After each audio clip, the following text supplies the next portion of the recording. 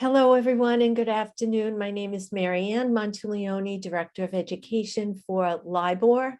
We have a very special guest back with us today, Dr. Lawrence Yoon from NAR, and it's my privilege to introduce him. So not to miss anything, I want to read a formal introduction, a very impressive introduction, and we'll get started.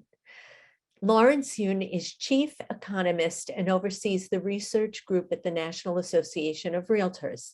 He supervises and is responsible for a wide range of research activity for the association, including NAR's existing home sales statistics, affordability index, and home buyers and sellers profile report. He regularly provides commentary on real estate market trends for its 1.4 million realtors. Dr. Yoon creates NAR's forecasts and participates in many economic forecasting panels, among them the Blue Chip Council and the Wall Street Journal Forecasting Survey. He appears regularly on financial news outlets, is a frequent speaker at real estate conferences throughout the United States, and has testified before Congress. He also participates in an industrial economics discussion group at the Joint Center for Housing Studies of Harvard University. He has appeared as a guest at C-SPAN's Washington Journal. Dr. Yoon received his undergraduate degree from Purdue University and earned his PhD from the University of Maryland at College Park. So we welcome back Dr. Yoon. Thank you, Mary Ann, for inviting me back. Always my pleasure to share some of my thoughts. The real estate market has been a stellar performance over the past couple of years. I guess ever since this ugly COVID arrived, it completely disrupted our lives, as we all know. But the real estate market really took off. I think partly due to the COVID. First, when we had the lockdown, tremendous amount of scare related to economic activity, and hence the Federal Reserve, who controls the short-term interest rates, cut, such that mortgage rate went down to under 3%. Too good to pass up for many individuals. So the housing market began to take off from that low interest rates. The second reason for the increase in housing demand is people did not want to live in a crowded areas. They were afraid of sharing elevators, or maybe they were working from home. As you know, in Manhattan, what a wonderful buildings, but many are sitting empty because people are working at home. So work from home means they need a larger space. They can work from Nassau County, Suffolk County, further out away from Manhattan. And that has also fueled the housing demand. But now with the mortgage rates beginning to rise, what can we anticipate for 2022? So let me put my PowerPoint slide onto the screen and then go from there. So bear with me as I upload the PowerPoint. As I am doing this, I want to thank President Kevin, I hope I pronounced his last name correctly, Loiacano. I'm sure I got it wrong somehow, but thank you very much for your active participation at NAR meetings. We always appreciate local association president being, bringing energy, bringing thoughts to the discussion, and certainly Long Island is being well represented by President Kevin in that endeavor. So related to the economy, here is the job market data in the Nassau-Suffolk counties. I know Queens is part of it, which I will show in a second, but the Nassau-Suffolk County job numbers for the past 22 years looks like the following. So there was some growth, and right in the middle of the graph, you see some decline. Those declines are related to the subprime lending implosion, foreclosure crisis that America experienced. But from the low point in 2010, continuous job creation. Then we hit a COVID lockdown and the job cuts, huge plunge in the number of people with job, going below the red line. The red line is year 2000 figures. So well below year 2000, now trying to climb out, but still not back up to prior peak level condition. And in the meantime, we know that people are graduating from high school, people are graduating from college, they're seeking work. So right now, the fact that total jobs are not there is implying that there is some concern in the labor market. Now, I will say that unemployment rate is very low. We all know that trying to find skilled workers is difficult. Truck drivers, restaurant workers, nurses, all those, there's a worker shortage in the marketplace, yet we are not fully back up in terms of total job creation. If we look at the greater New York City metropolitan area, which would include Queens, along with the Long Island counties, and then a couple of counties in New Jersey, I think 1 or 2 counties in Connecticut. So this is covering a big geographic area. They call it the New York City metropolitan area in the official statistics. So this data also shows something similar. Back in 2010, foreclosure crisis, you see job losses, but then boom, New York City metro area created 150,000 jobs in 10-year time span. That is a huge number. So if you think about 2019, 2018, before COVID, things were dynamic in the city. I mean, this were very active condition. Maybe the traffic jam was also jam-packed at that moment. Then lockdown occurred, trying to climb out and not back to normal yet. Let me put Phoenix market, which is far, far away from New York City area.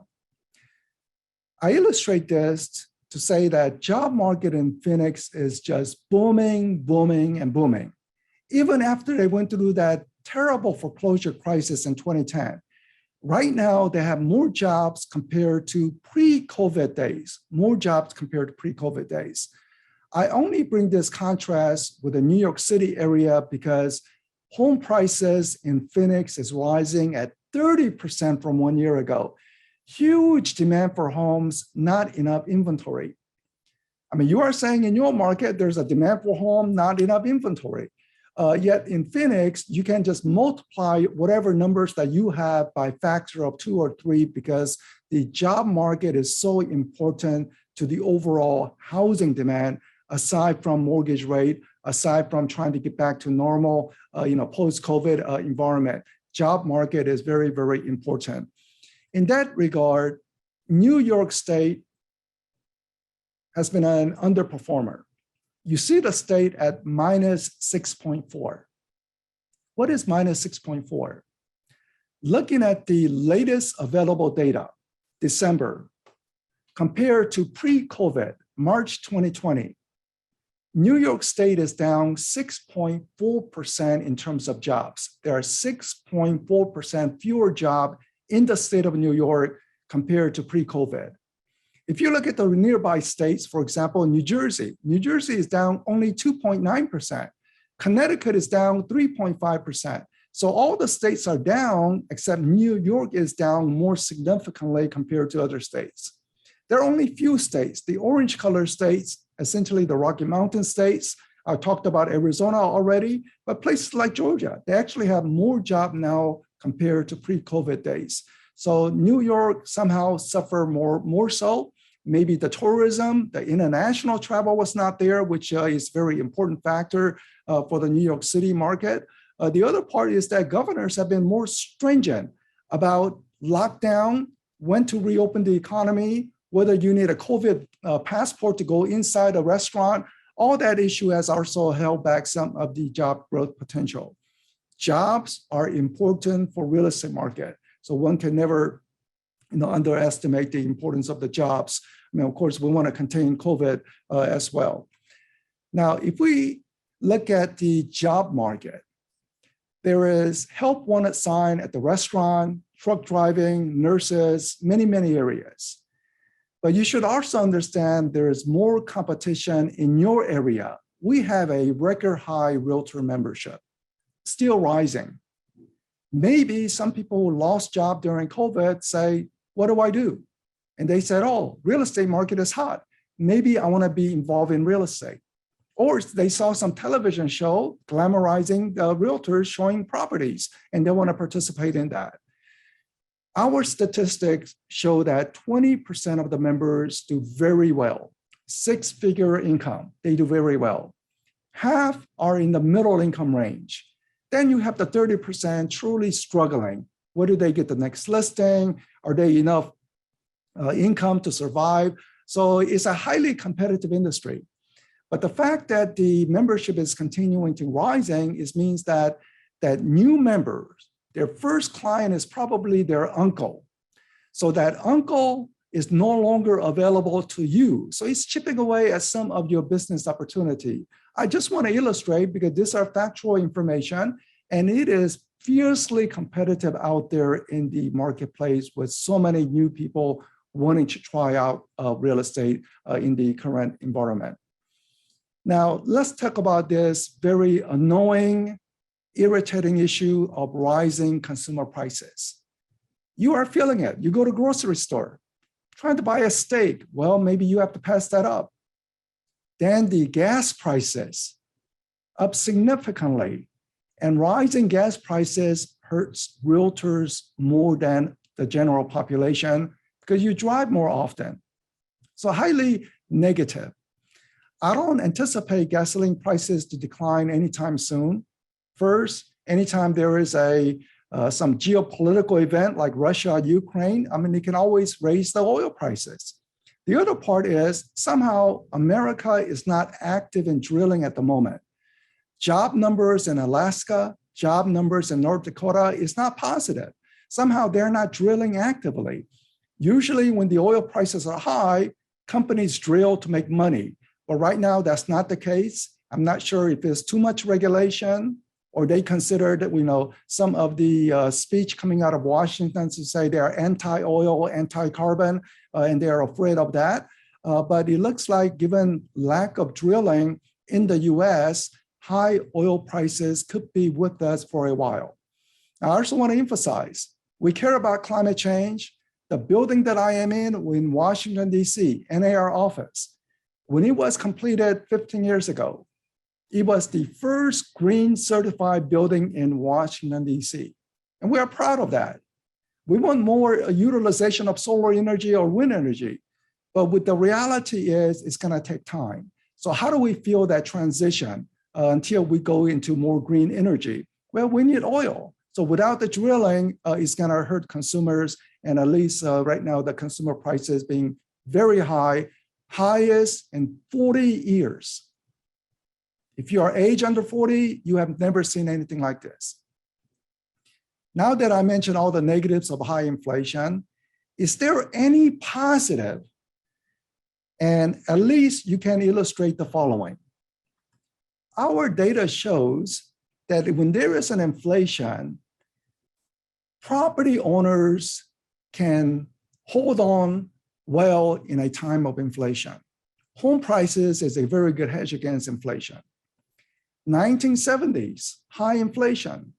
In fact, gas prices were rising so high, they did various strange behavioral control.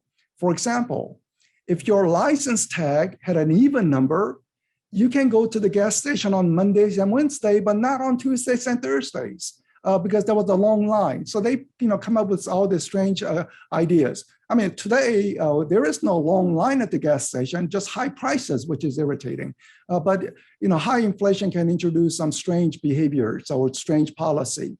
So in 1970s, inflation was running at 7.1% per year. What did home prices do? It outpaced inflation. Maybe you have seen this chart before because I've been constantly mentioning this to the realtors to say to their clients or potential clients, if you don't like inflation and you want to protect against inflation, consider real estate. 1980s, what happened in the 1980s? Inflation still lingered on. And the Federal Reserve was aggressively raising interest rate such that at one point, mortgage rate hit 18%. 18% mortgage rate. This is an interest rate that the mafia would be charging, to borrow money. But that was the average mortgage rate at that time. What happened to the housing market? Well, the housing market collapsed. Home sales disappeared. So if you were a realtor at that time, very difficult. But what about home prices, your clients, what they had purchased? Home prices keep moving up. Home prices were rising 5.5%. And you say, how is that possible if people are not buying home? And the reason why home prices keep rising is because the rents were rising. So anytime there's an inflation, rents increase, and rising rent is a good support for home prices. Different decade, you see, even during the subprime crisis, if you stretch it out over a 10-year time span, home prices held on along with inflation.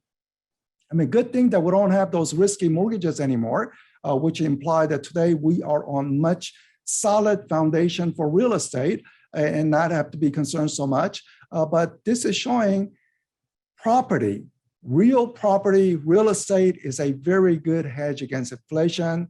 People are angry about inflation, but if you want to do something about it and protect yourself, at least real estate is providing that option. What are other things that can protect against inflation? Anything with rising rents. So apartment building, multifamily apartment building, rents are rising very strongly in the double digit on a nationwide basis. I don't know specifically about certain locality within Long Island, so I don't have that figure. But overall, rents are rising well, which means that if you own a multifamily building or a single family rentals, I mean, you know that you are getting a good deal, you are getting a good return on that. Second line, office. Office is seeing no growth in office rent because the buildings are remaining empty. Again, the most beautiful skyline in the whole world, New York City, yet it's remaining empty as people are working from home. Some people are actually leaving New York City, essentially saying, we don't need this office space anymore. So the rents are not rising. Industrials. Industrial is a warehouse, non-sexy buildings without any windows, no windows, behind the railroad track. But if you had it, you are making money because the demand for warehouses are strong from online shopping and the rents are rising solidly. Retail sector, in between. It went down and trying to recover, so in between. So generally, you want to buy property with rising rent to protect against inflation. So I mentioned about New York City not having that office leasing anymore, or in fact, people leaving New York City. And you see a big negative in New York City area related to office occupancy. You also see decline in my city, Washington, D.C. By the way, the building right behind me, that glass building, it is occupied because who are the tenants? NBC News in the DC office, which also has MSNBC. And Fox News in the DC is in that same building. Somehow real estate at least is providing some kind of bipartisan housing. So both Fox News and MSNBC is right in that building right behind me. And behind that building would be the US Capitol. So, the part. But the DC, aside from that building, many are still empty. I mean, people are working from home. You see also in San Francisco and other cities on the left. But then you say, not all office is losing. In fact, there is a demand for office spaces in Austin, Texas, in South Florida, in Utah. So there are actually some places where there is a rising office demand. So it's not all equal. Part of this divergence could be that people are seeking low rent environment. New York City is very expensive. So now they're seeking alternative lower rent situation. But I think we also have to not overlook the fact that people do not like crime. If crime is out of control, they say, nope, this is the last straw, I'm leaving. So the fact that crime is rising in New York City is certainly maybe contributing to the fact. So if you want to get New York City to be very dynamic and active, certainly you want to contain the crime so that the office workers return, companies begin to lease office spaces because I think that is also a contributing factor. The rent differential, the expensiveness of the New York City market, no doubt is contributing to that factor as well. Let's now turn to the housing market. So this chart is divided into two parts. Right in the middle is the lockdown. So before the lockdown is pre-COVID days. And then you see the after the COVID. Home sales are meaningfully higher since the COVID. It disrupted our lives, but work from home has raised the demand for real estate. Low interest rate has raised the demand for real estate. And if we look at the New York State Association of Realtors data, home sales in 2021, look how it popped out. 2020 was good, but you don't really see it in the picture because you also had a couple of months of a lockdown. So, later months has to compensate for those lockdowns. So 2021, home sales increased by 17%. When I look at the data a little more carefully, Nassau County up 26%, Suffolk County up 16%. Queens, please go to the website and you can find a figure, and I'm sure it's positive, but I just forgot to include it here. The pending sales are still doing very, very well, and prices rising in double-digit rate of appreciation. And here's the median price in Nassau-Suffolk counties. So 2008 period, foreclosure crisis, prices decline, then steadily increase before making a sharp upturn from the COVID days. Work from home and low interest rate really elevated home prices. Today, median home price, $650,000, but consider in the year 2000, typical home costs $200,000, and you are scratching your head and saying, darn it, I should have bought 2 extra property back then. Real estate, maybe some years it does go through fluctuation, but it's a good hedge against inflation, and over the long haul, continuous increase in price along with the accompanying wealth that it provides. Price increases also in nearby areas. It's interesting. Every places are seeing price increase. So in New York City on the right, saw price increase of about 10% from 1 year before. This is the government data using the government mortgage, how there's a methodology to it. Nassau-Suffolk doing a little better than the New York City, rising about 13%. Then you go away from New York City, but still within, say, driving distance, Poughkeepsie, prices up close to 20%. Ocean City, New Jersey, I mean, it's kind of far away, but maybe some people say work from home can be work from vacation home. So Ocean City is seeing a price increase about 20%. So clearly it's showing that downtown areas are seeing price increases, but the outlying region away from downtown is seeing even a bigger gain. Work from home is clearly impacting real estate demand geography across the many areas. Home ownership rate.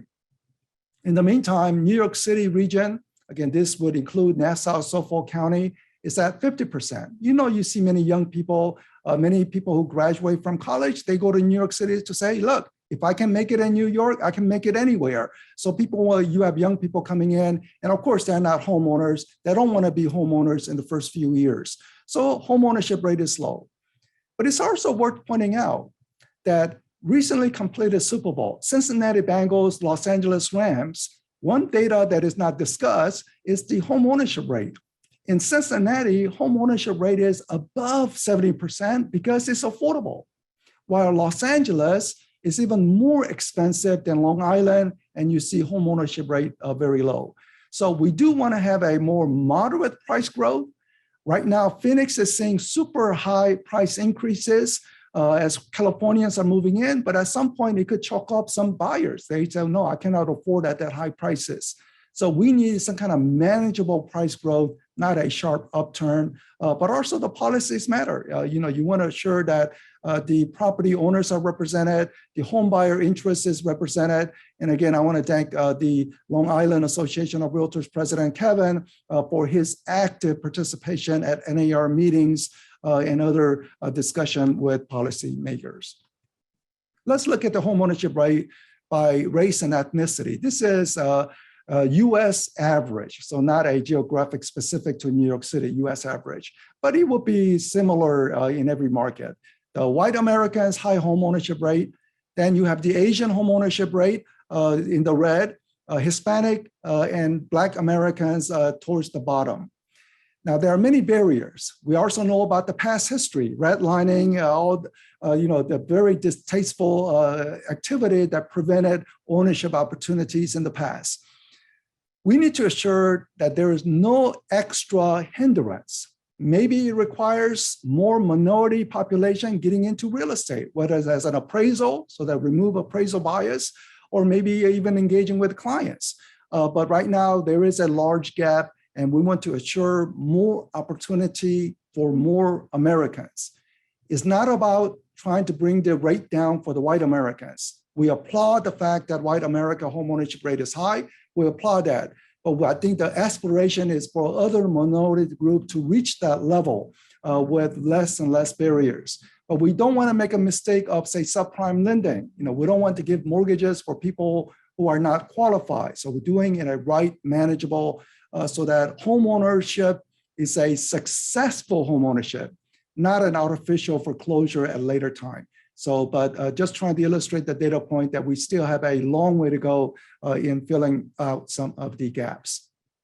Let me now turn to the forecast. Mortgage rates will be rising. You are already seeing some of your clients panicking. So how high it will rise? My best guess at the moment is around 4% by the fourth quarter of this year. It could be sooner, but I think the 4% I think is a reasonable call based on various factors that I'm looking at closely. 4% is higher than 3% that we have been experiencing the last 2 years. But take a deep breather, step back and say, is 4% a panic alarming mortgage rate? And you have to say, no, this is still good. I mean, still very good rate.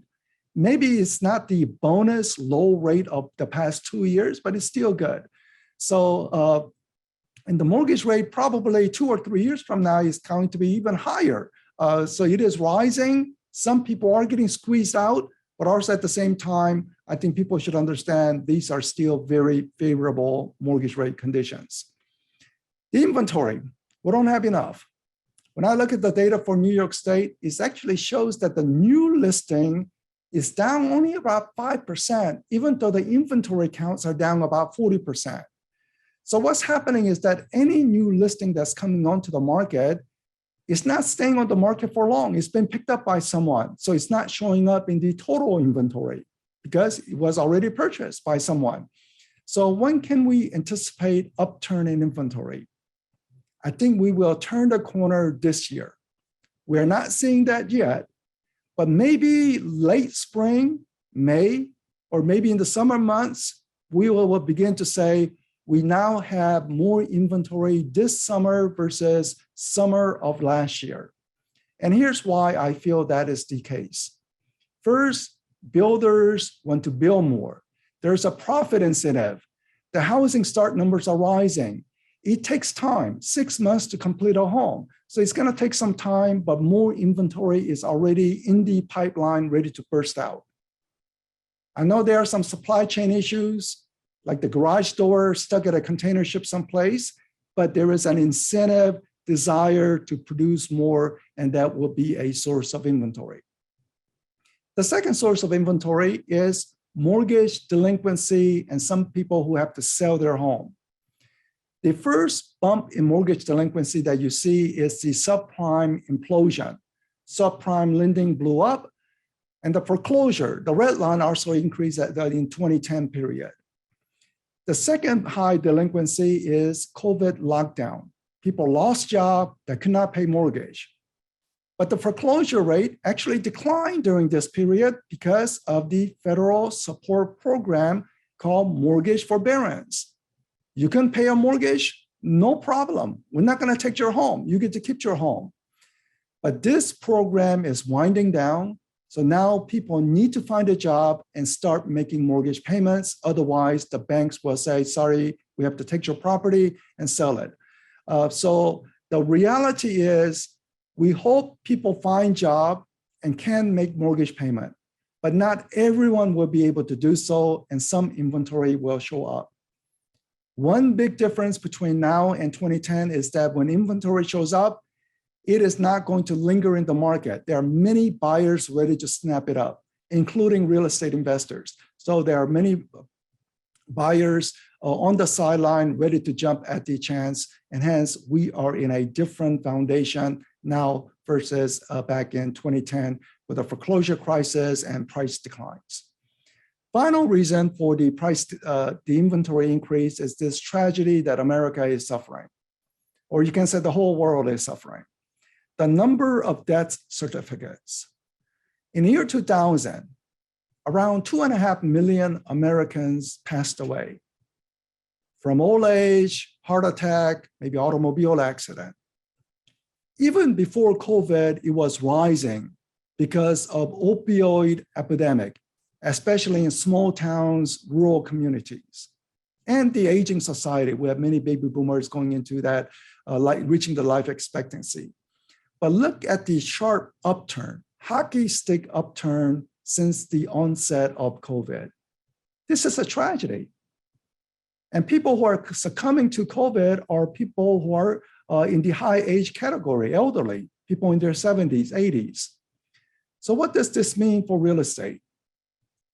I don't want to sound insensitive or sound callous. I'm just trying to relay the reality. People need help with their housing adjustment. Maybe now a spouse has become a widow and they don't need that large size home anymore. They want to downsize.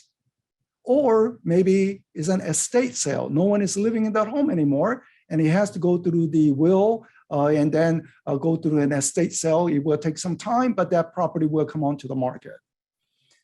Again, I'm not trying to say debt is leading to more inventory. I'm just telling you that this terrible debt that is occurring in America because of COVID, the more inventory will be showing as a result of that. So my final slide, the forecast is that in 2021, third line from the bottom, 2021, it was quite a good year. Home sales rising 8.5%. New York State did actually better, even though your job performance was worse than the rest of the country. Somehow the unit sales was much better, especially in Nassau-Suffolk counties. Home prices rising at double-digit rate, and the dollar volume up solidly, combination of sales and price. But you have more competition, more realtors trying to chip away at that business. 2021, higher mortgage rate will squeeze away some buying activity. I expect about 3% decline in unit sales. But home prices still rising because we still have housing shortage. Even with rising inventory, we are not getting back to normal. Still housing shortage with multiple offer occurring in some places. So the dollar volume will still be positive. Another way to put it is last year was spectacular for housing market. This year would essentially match that level. You just have more competition in terms of more realtor members competing for business. Thank you very much for giving me this time and opportunity to share some of my thoughts with you. And now I am going to turn it back over to Mary Ann. So thank you. Thank you so much for all that insight and for also specifically giving us information about our local market area, Nassau and Suffolk, and we'll look to Queens. Does anybody have any questions? You can put them in the question, type them in the Q&A, and I'll be happy to let Dr. Yoon know. I guess one question we had was any anticipation in a dip in home values and pricing moving further into 2022? Well, as everyone knows, real estate is about location, location, location. So without a doubt, even in a rising price environment, there will be some neighborhood where could be some price adjustment.